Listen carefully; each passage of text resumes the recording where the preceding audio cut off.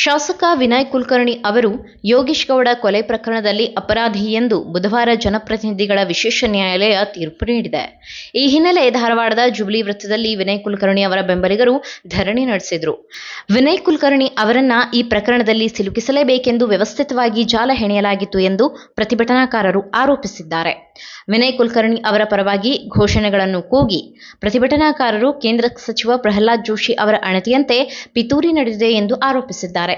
ಕಾಂಗ್ರೆಸ್ ಮುಖಂಡರಾದ ಪರಮೇಶ್ವರ್ ಕಾಳೆ, ಈಶ್ವರ್ ಶಿವಳ್ಳಿ, ಆನಂದ್ ಸಿಂಗ್ನಾಥ್, ಬಸವೇಶ್ವರ್ ಜಾಧವ್ ಅವರ ನೇತೃತ್ವದಲ್ಲಿ ವಿನಯ್ ಕುಲಕರ್ಣಿ ಬೆಂಬಲಿಗರು ಪ್ರತಿಭಟನೆ ನಡೆಸಿದ್ದಾರೆ.